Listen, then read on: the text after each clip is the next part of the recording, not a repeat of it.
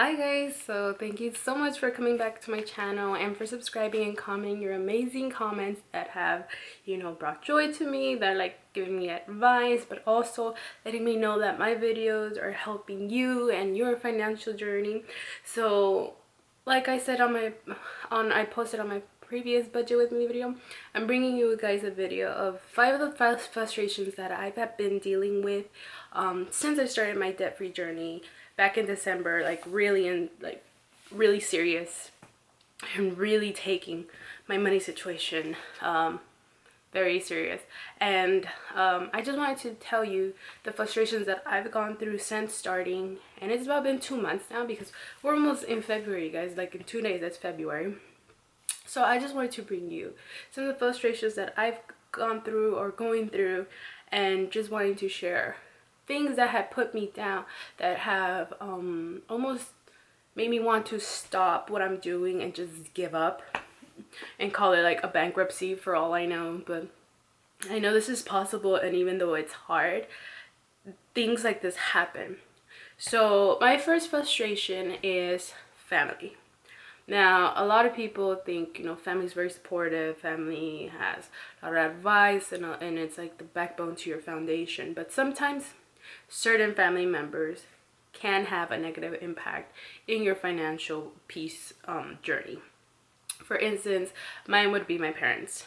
Every time I come around and they ask me how I'm doing, and they ask about my finance status, I always tell them the truth. I am struggling. I can't afford this. I can't afford that. And immediately they're like, you have a spending problem. You spend too much money. You don't know how to control your money. No one told you to do this. It's like, when I was a kid, I never, and when I'm this, and I never. And it becomes frustrating because when you look back in your budget, or at least when I look back in my budget, and you see your spending miscellaneous category, at least in my case, it's not a lot. I barely can put $10 away from me, $20 from me, and honestly, that is just to keep my urge to spend and blow money, my withdrawal spending, thing that they call it. And for someone like my parents, instead of saying, well, it's okay, just keep what you're doing, this is, just keep trying to save or do this, I get punished or lectured, like saying, you don't save money, you spend all your money, and you don't know how to do this, and you don't know how to do this, and all you do is this, and you only buy packages and packages. And I'm just like, that was me way before. And I'm like, now I can't even see when will I be able to shop again, when will I be able to spend my money so freely again. And for them to not grasp that and always throw that at me, it gets me frustrated, and it tells me to just be like, I don't even want to talk about it. I'm not ever gonna bring it up again. Because I can't go home and have that support, but it's like, it's okay, you're gonna get through this or something. Instead, I get this horrible shade thrown at me, and I'm just like, that was me before I started my journey.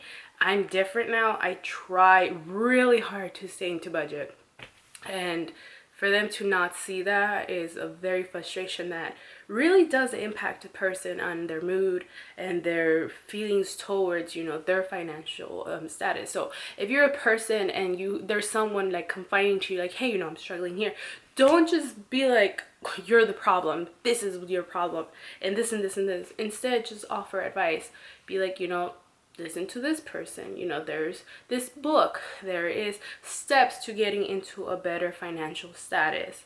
So that's my main frustration, and I think most people might not go through it, but I know I've gone through it.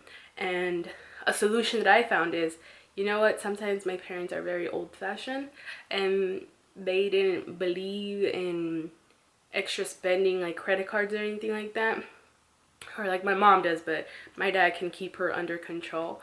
But a person who can understand is like a sibling. Like, I've told my sister and she understands, and I can talk to her freely about it. So family can have a negative impact, but just know that on the other side, there's also someone else in your family that can understand you and that can offer support and that can just listen to you vent. So that is one of the main frustrations that I had gone through when I first started. And it was just getting blamed all the time. Like, yes, I take responsibility, I put myself in this, but I don't need that from you.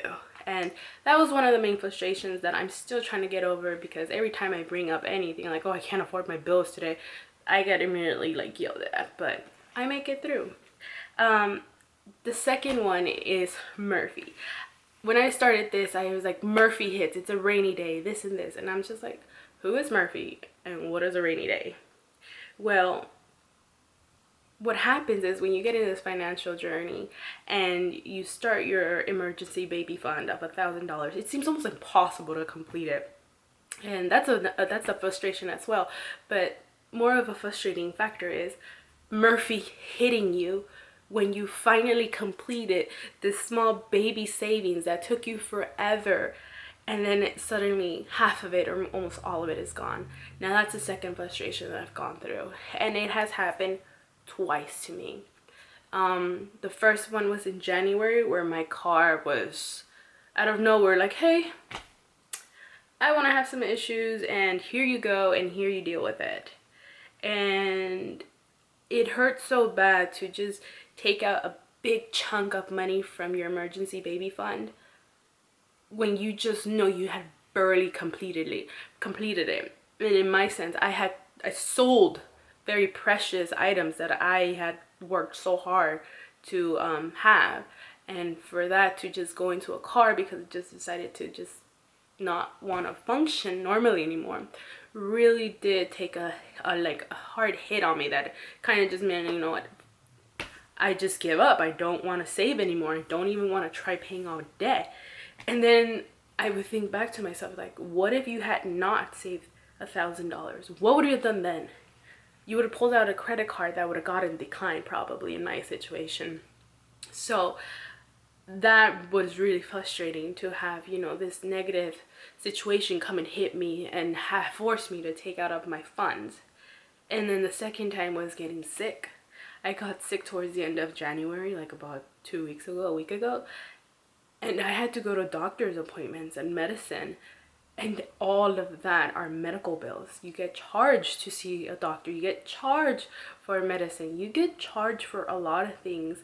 And I'm just thinking, oh my God, half of my emergency fund is completely depleted. Like, there's nothing there anymore. So when I had to start from zero again, it really just puts you down and makes you think, wow, this really does suck and I just want to give up. But like I said, you just think back and be like, well, if I didn't have that money, where would I have been? How would I handle the situation? So it's a frustration that happens, but the best part about it is that, you know what, you got through this, and even though you have to start from zero again, it's worth it. It's frustrating, it sucks, but it's worth it at the end, because you do at the end have a small safety net. So Murphy hitting, rainy days, how Dave calls it, is such a horrible frustration when you're starting your debt journey, because it really just pulls out a negative feeling in you that just makes you think like, wow, this sucks. This just sucks. I saved all of this money and now it's gone, like in a flash. I have to start from zero again, and it's just like, don't worry, you'll get past it. Murphy one day will stop hitting. And I'm like, but that's about it. That's my second frustration, getting hit and having my emergency baby fund taken away almost instantly. The third one is job opportunities.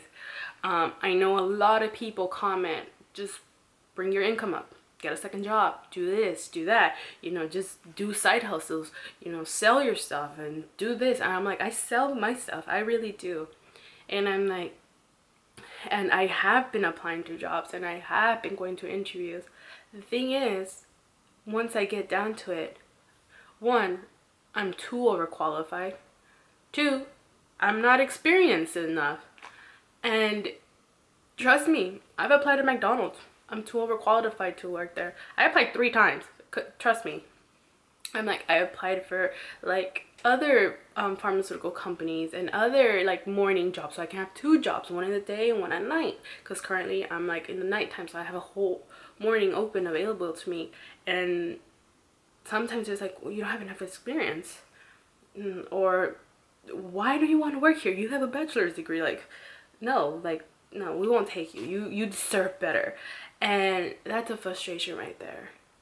I'm like not being able to receive a job or get a job just because you're too overqualified or you're too underqualified. And yes, I've tried Amazon Flex, cannot get on it. I'm now trying Instacart, which is another thing. I can't do Lyft, you guys. My car has a salvage title. They won't take me. I can't do Uber either because it's the same thing. I can't do Uber Eats because apparently your salvaged title car has something to do with it. So yes, I've tried everything, and that is one of the frustrations I've gone through, where all these side hustles are available, but because of my car title, I can't. My degree, I can't. My experience, I can't. So that is my third and most annoying frustration I can ever go through. So number 4, my shopping urge. That's my fourth frustration that really just makes me break down. And I say this because when you're an overspender, when you spend money and you swipe your cards, and then you get to a point in your life where like, oh shit, I don't have money and I don't have credit anymore, and then you have to completely stop and then reevaluate yourself and put yourself on a budget and just know that, you know what, I don't have the income or the room to add to your personal spending money. You get this in my case, like this anxiety, this panic, this frustration that why can't I spend my motherfucking money on fucking shit I want from Target? And sorry for my language, but this is just my frustration sometimes. And I break down in tears because I'm just so mad that I make this good money and like half of it goes to rent and the other half completely goes to debt. And it's just so frustrating, and it makes me cry, and it makes me mad that I cannot touch my money because it's not mine. It doesn't belong to me. I work my ass off. I work 80 plus hours sometimes, and knowing that even though I work that hard, I can't have it to myself to go and buy a purse and buy, you know, whatever the hell I want, like a nice pink glittery whatever that would make me happy. I just can't do that. So that is my fourth frustration, that I cannot buy what I want, and that I need to learn how to control my urges to spend, because it's very frustrating and it can cause a lot of inner emotions that can really put a person down and just be like, fuck it, I'm just gonna spend this money and not pay that bill. But you just have to have the discipline. So that is my fourth frustration. And my fifth frustration is going through this debt-free alone. When you know you're the only one in your family trying to get out of debt, trying to change your family tree, trying to have a better future. That is frustrating because not only do you feel alone, but you also feel like you don't have, you know, the proper advice, the proper support, and it sucks. It's like, well, they work and they get to spend their money and you don't, and then you just feel left out, or you feel like shit, I feel crap because they can go out and eat and they get to go to the mall and they get to do all this stuff, and then you're here like, my budget doesn't let me. I'm like, my numbers don't let me. I won't let myself do that because I know it's not gonna be possible for another 2 to 3 years, and it's okay. And I've come to terms with it, but it is a frustration to know that you're the only one fighting through this. You're the one who put yourself in there, and you're the only one who can get yourself out. It's easy to come in, it's hard to get out, and that's what sucks about it. You can spend a whole lot of money, but you can't save a whole lot of money instantly. So that's my fifth frustration. And you know, slowly I've gotten my boyfriend to join me. He's dipping his toes into the waters of debt-free journey. He doesn't have a lot. It's basically like a car payment and like 2 credit cards. So he does have a lot of extra spare income that, you know, he does help me, like takes me out to eat sometimes when I'm just like so frustrated of cooking at home, or like having to just like I don't know, budget out groceries, when you just really want to just spend that grocery money and just go to a restaurant and eat for once in your life at a fucking booth and table and have a server bring you food. But yeah, being alone in the debt-free journey kind of sucks. So if you're like one of those single people that it's only you and you are the only support and you are the only person that can like motivate you and help you out, all I can say is Instagram has amazing debt-free community. If you just make a profile, you don't even have to put a picture of yourself, just make a profile, post like, this is me, this is my debt-free journey, and then hashtag debt-free community, debt-free journey, Dave Ramsey baby steps. Trust me, you will find a lot of Instagrammers in the same boat, and they offer funny posts.